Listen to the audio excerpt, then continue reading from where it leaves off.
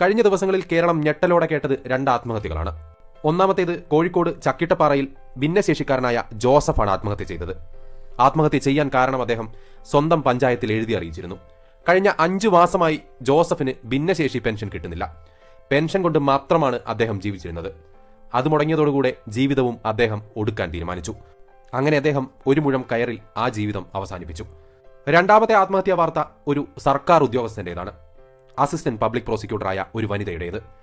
വനിതാ ശാക്തീകരണത്തിനായി മതിൽ പണിയുന്ന അതേ നാട്ടിൽ തന്നെയാണ് ഒരു സർക്കാർ ഉദ്യോഗസ്ഥയായ വനിത ആത്മഹത്യ ചെയ്തിരിക്കുന്നത്. കാരണം തൊഴിലിടങ്ങളിലെ പീഡനം, കൂടാതെ മാനസിക സമ്മർദ്ദവും.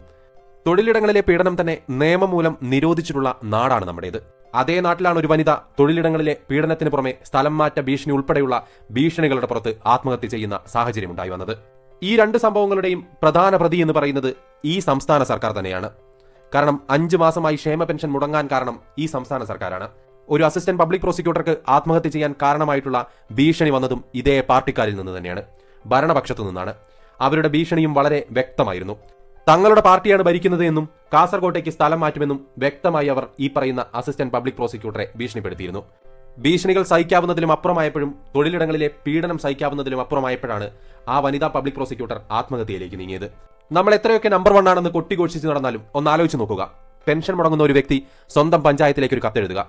പെൻഷനില്ലാതെ തനിക്ക് ജീവിക്കാനാവില്ലെന്നും ആത്മഹത്യയില്ലാതെ മറ്റു മാർഗങ്ങളുമില്ലെന്നും അധികാരികളെ അറിയിക്കുക.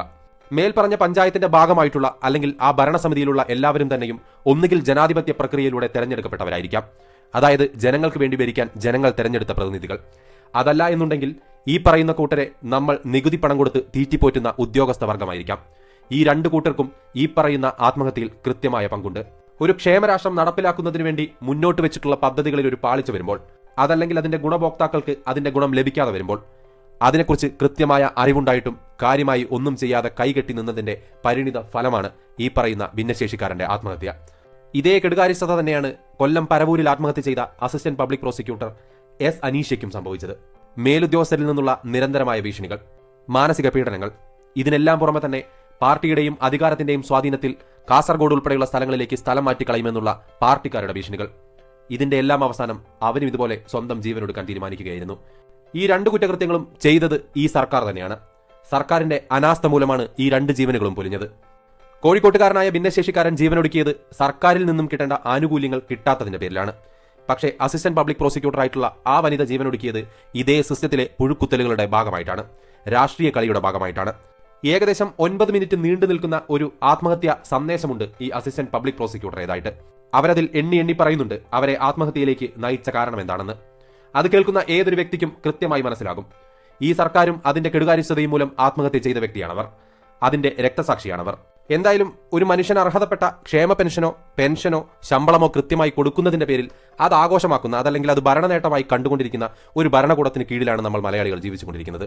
10ാം ക്ലാസ്സിലെ മോഡൽ പരീക്ഷ നടത്താൻ 10 രൂപ കുട്ടികളുടെ കയ്യിൽ നിന്ന് ഭിക്ഷയായിട്ട് വാങ്ങേണ്ടി വരുന്ന ഒരു സർക്കാരിന് കീഴിലാണ് നമ്മൾ ജീവിച്ചുകൊണ്ടിരിക്കുന്നത്. ഏറ്റവും കടുത്ത സാമ്പത്തിക പ്രതിസന്ധിയിലൂടെ പോകുന്ന ഒരു സർക്കാരിന് കീഴിൽ. ഇതേ സർക്കാർ തന്നെയാണ് ലോക സമാധാനത്തിന് വേണ്ടി സ്വന്തം ബജറ്റിൽ 2 കോടി രൂപ മാറ്റിവെക്കുന്നത്. ഇതേ സർക്കാർ തന്നെയാണ് തുർക്കിയിൽ ഭൂകമ്പമുണ്ടായപ്പോൾ 10 കോടി സഹായധനം പ്രഖ്യാപിച്ചത്. ഇതേ സർക്കാർ തന്നെയാണ് 1,00,000 കോടിക്ക് കേരയിൽ പണിയുമെന്ന് പറഞ്ഞുകൊണ്ട് മലയാളികളെ പറ്റിച്ചുകൊണ്ടിരിക്കുന്നത്. ഇതേ സർക്കാർ തന്നെയാണ് ശതകോടികൾ മുടക്കി ലോക ചാമ്പ്യന്മാരായ അർജന്റീനയെ ഫുട്ബോൾ കളിപ്പിക്കാൻ മലപ്പുറത്തിന്റെ മണ്ണിൽ കൊണ്ടുവരുമെന്ന് പറയുന്നത്. മലയാളികളെ സംബന്ധിച്ചിടത്തോളം രാഷ്ട്രീയ ഓർമ്മകൾ വളരെ കുറവാണ് നമുക്ക്. ആ ഒരൊറ്റ കാരണം കൊണ്ട് തന്നെയാണ് ഞങ്ങൾ തുറക്കുന്നത് ബാറുകളല്ല സ്കൂളുകളാണ് എന്ന് പറഞ്ഞ് അധികാരം പിടിച്ചെടുത്ത ഒരു ഭരണകൂടം പിന്നീട് തുറന്നതെല്ലാം ബാറുകളായിട്ടും മലയാളികൾ മനഃപൂർവ്വം അത് മറന്നുകൊടുത്തത്. അതേ മറവി കാരണം തന്നെയാണ് കോടികൾ മുടക്കിയ AI ക്യാമറകൾ നമ്മുടെ റോഡിന്റെ വശങ്ങളിൽ നിന്നുകൊണ്ട് ഉറങ്ങിക്കൊണ്ടിരിക്കുന്നത്. അതേ കാരണം കൊണ്ട് തന്നെയാണ് നമ്മൾ കേരളിന്റെ സർവേക്ക് മാത്രമായി ശതകോടികൾ മുടക്കിയത്. അതേ കാരണം കൊണ്ട് തന്നെയാണ് K-ഫോൺ എന്ന പേരിൽ കോടിക്കണക്കിന് രൂപ സർക്കാർ പുട്ടടിച്ചത്.